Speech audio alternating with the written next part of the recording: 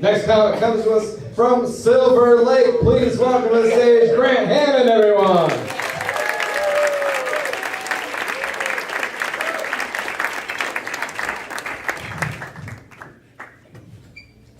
I like to think of myself as living proof that what we were told as kids, you are what you eat, isn't true, because I haven't had a string cheese since I was like 6. As you can see, I still look like this.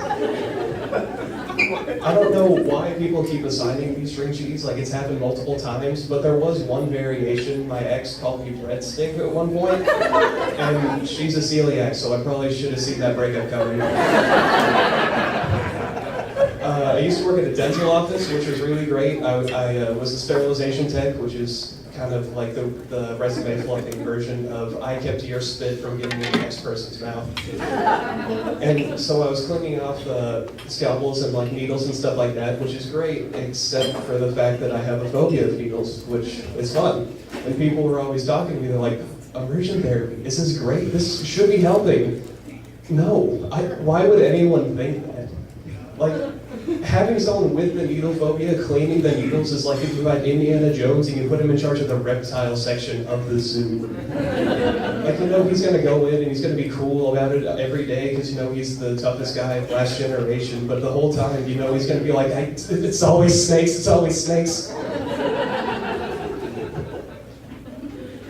I do know my fly is down, by the way.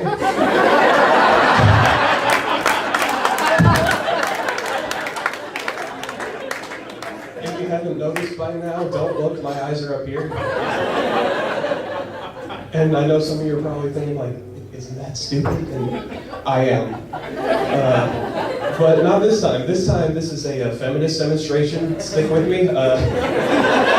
Because feminism is all about the equality of the sexes. So I'm showing you that I, as a man, can also control your gaze with my clothing.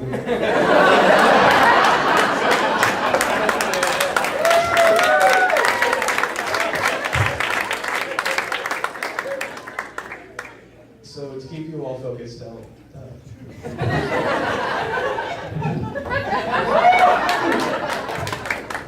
That's what progress sounds like. So, Indiana Jones movies, right? Those are pretty great. Maybe they're coming out with another one in 2021, and I'm excited for that because me and my dad enjoy watching those, and they have a lot of like specific plot points that I think might be a little hard to replicate like now, as opposed to when they initially came out. Like when they initially came out, you would have Indy would find the girl, you have the car chase, the treasure, and the Nazis. So I think it might be a weird message to send if you're having Harrison Ford still going for the same girls that he was going for. Like around that age range, that would be a little bit weird.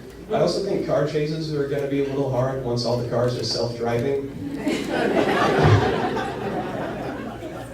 And if we as a society haven't used our technology to find every treasure there is, we're doing something wrong.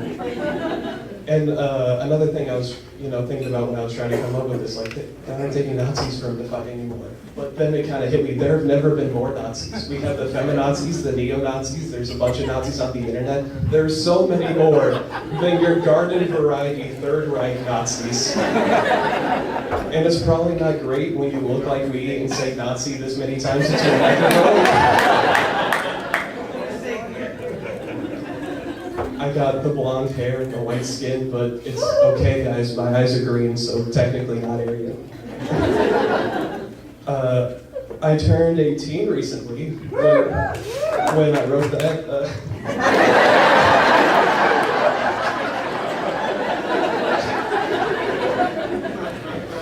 And I've noticed that people are kind of judging me different. Like I went on a grocery run, like an errand for my mom, and I had to get very specific things. Like I was getting hot sauce and like Oreos and then like a 2-liter of Coke, which really looks like I'm failing at life.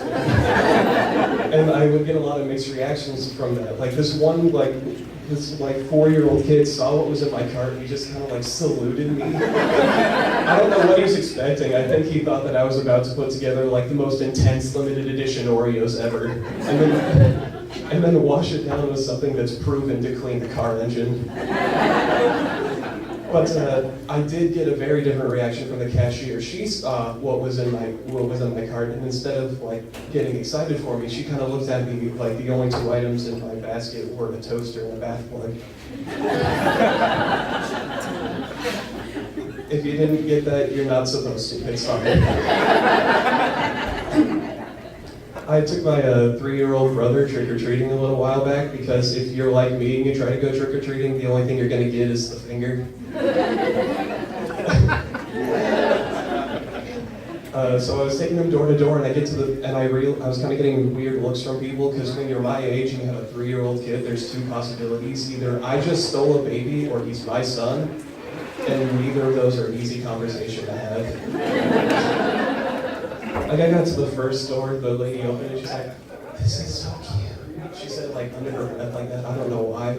But she kind of leans forward, she's like, "Here's one for the baby," and then she puts in another piece of candy, "There's one for the daddy," and I'm like, no, I was getting all flustered, I'm like, no, that's not the situation, and I'm like, "Hey Blake, what's my name?" He goes, "Gantz." Like, you can't say ours yet, but that's fine. Like, but she understood, so we're going to the next house, and the same thing happened, and this time it didn't go so great because I said, "Hey, what's my name?" And, he's 3, so he's still mixing stuff up. He goes, Dad, and I'm like, no, he's a liar. I'm on my way to the third house, and I never thought I would have to think this, but I was really hoping someone would ask if I stole this baby. I was getting a little tired of it, so I get to the third house, and the same thing happens. One for the baby, one for the daddy, and the thing is, this one was different, though, because she had full-size Kit Kat bars. So...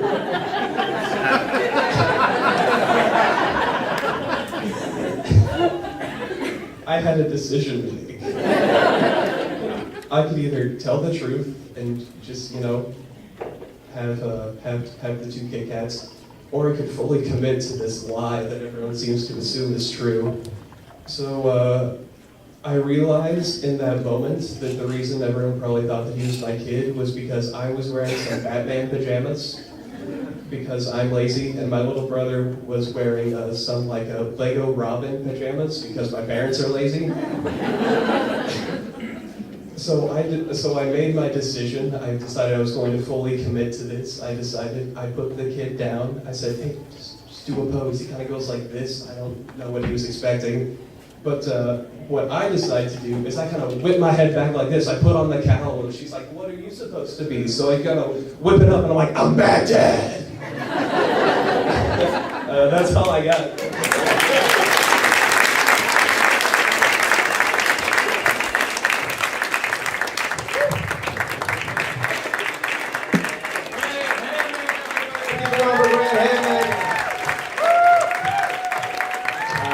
When we started the class, he was 17 and he did that zipper down thing every class.